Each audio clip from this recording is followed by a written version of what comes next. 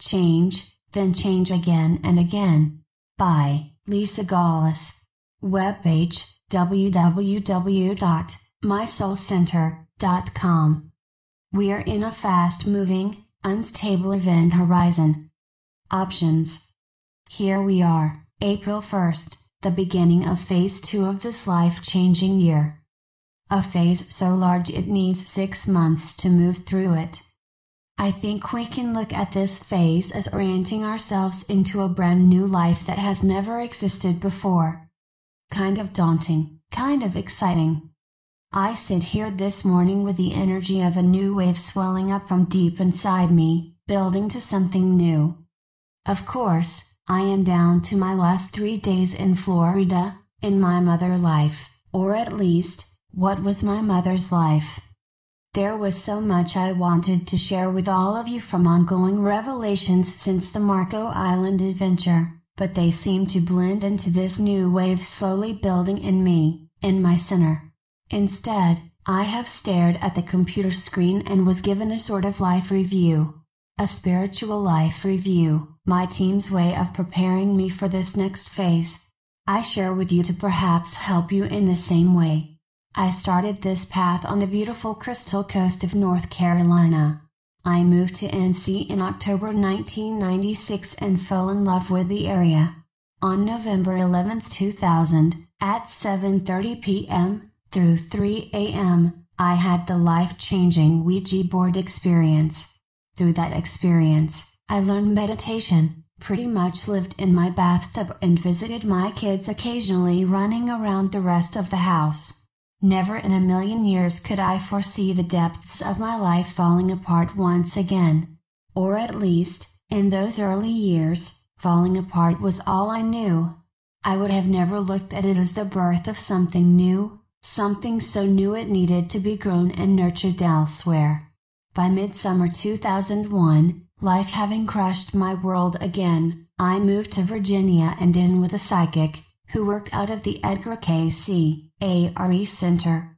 I think I learned by osmosis, to understand how she did what she did, and bore some of that for my future self.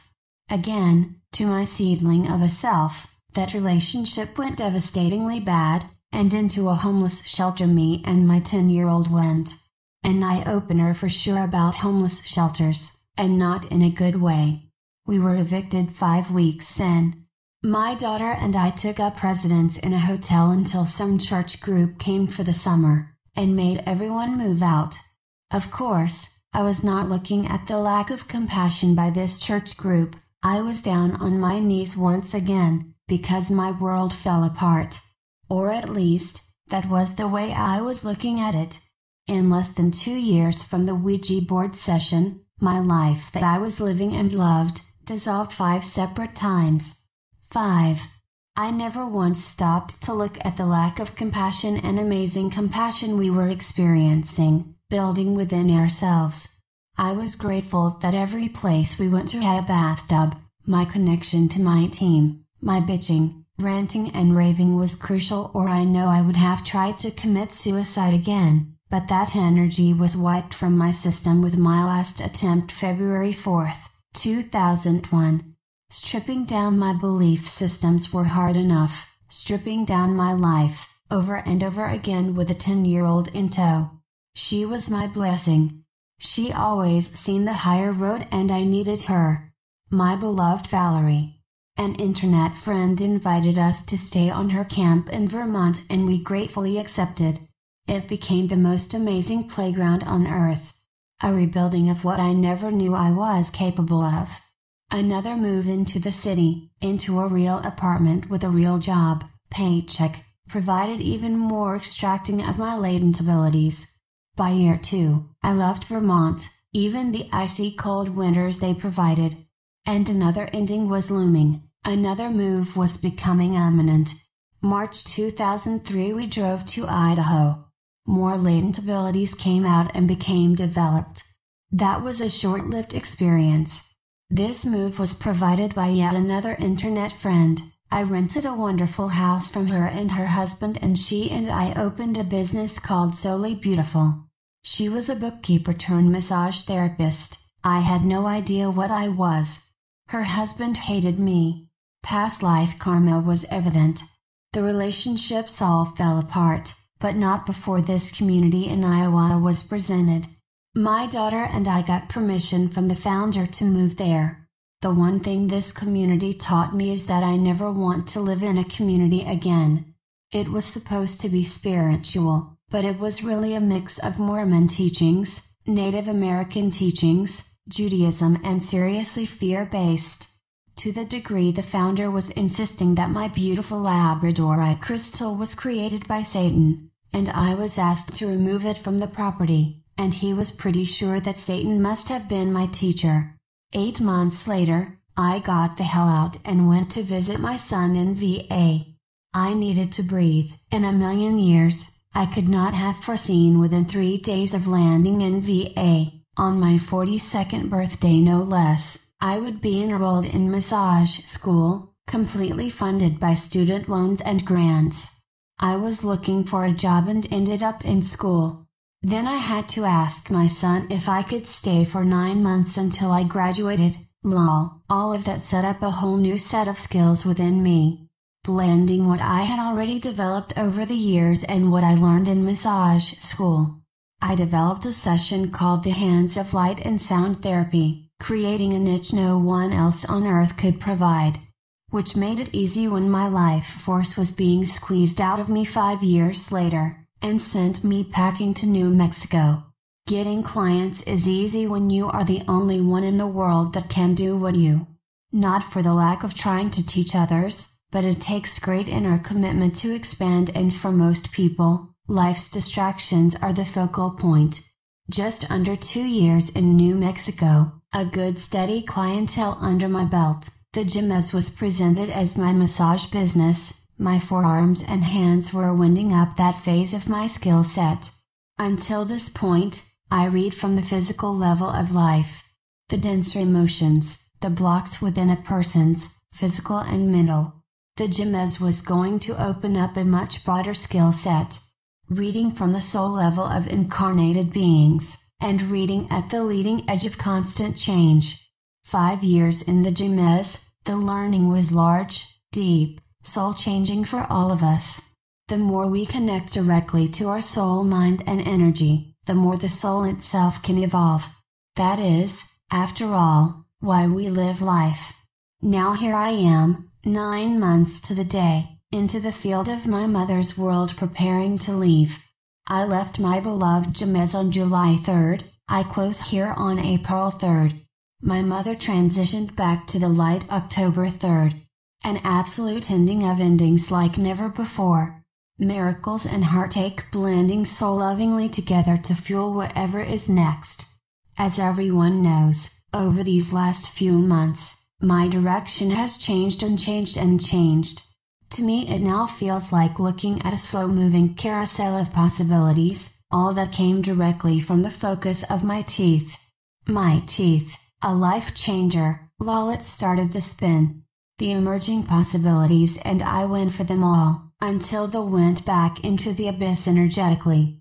However, it all started the movement. That was the point. Start the movement of movement.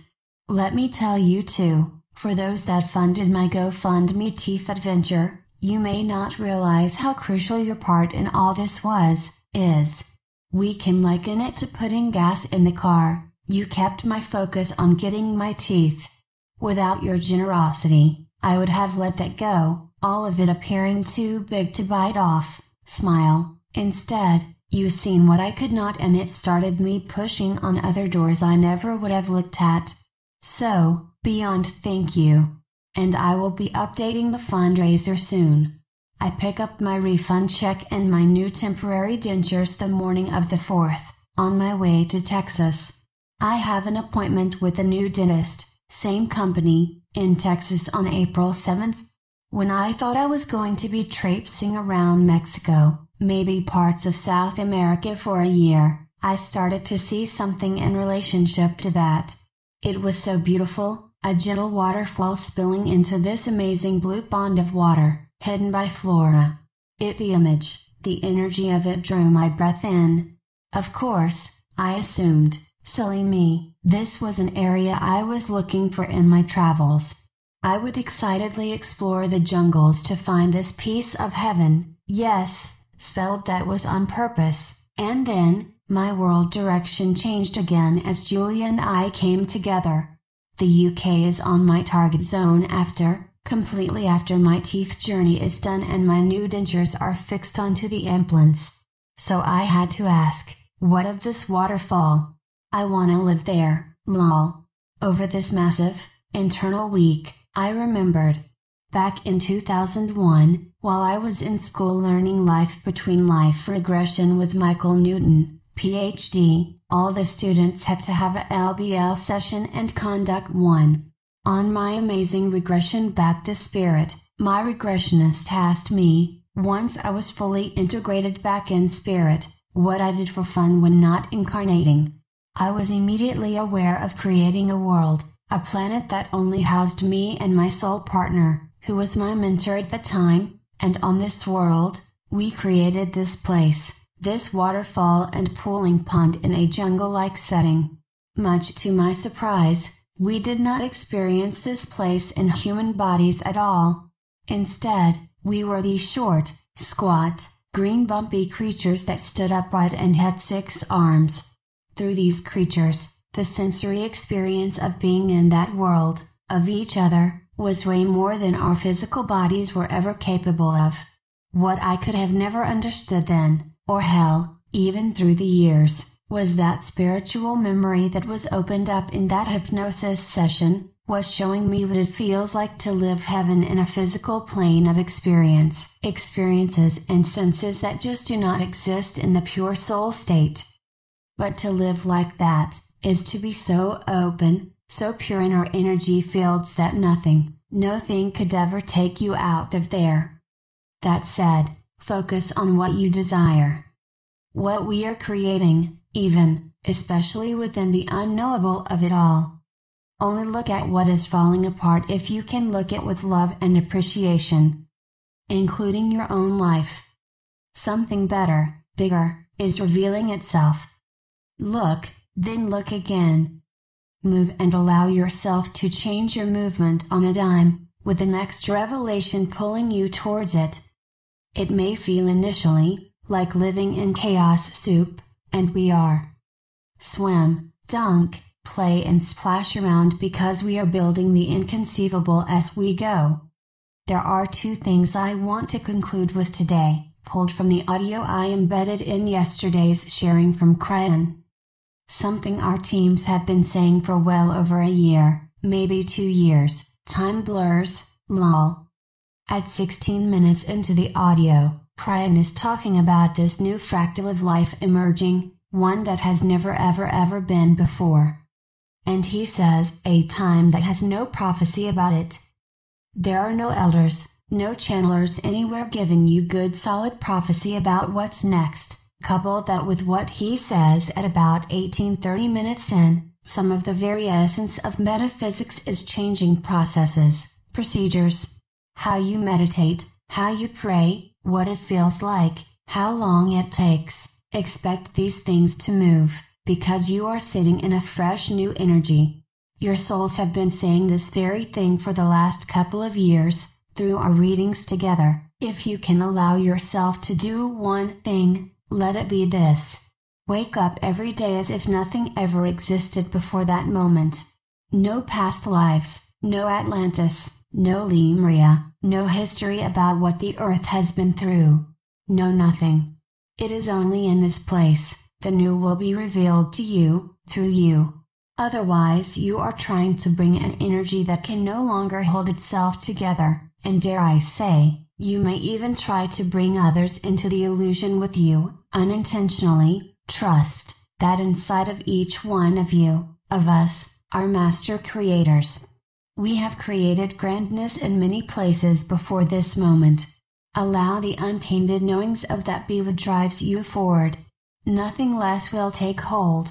And most importantly, move with the ever-changing movement of your light field, life field.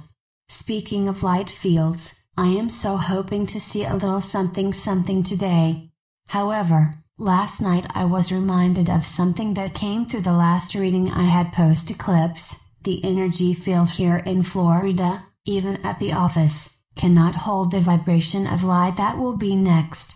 The landscape where I will be in San Marcos, can. Talk about the importance of location. Speaking of location, smile, your heart is the Emerald City, as we combine each city to form the nation of lights, together. New. Never before seen, experienced. I love you all so much and thank you for allowing, hugs, of fast-paced changes and new worlds emerging to and through all. Lisa Gawlas, www.mysoulcenter.com. P.S. I will be raising my rates on April 4th. I will also start phasing out new readings by the end of April. The landscape is changing too rapidly to assure completion beyond that.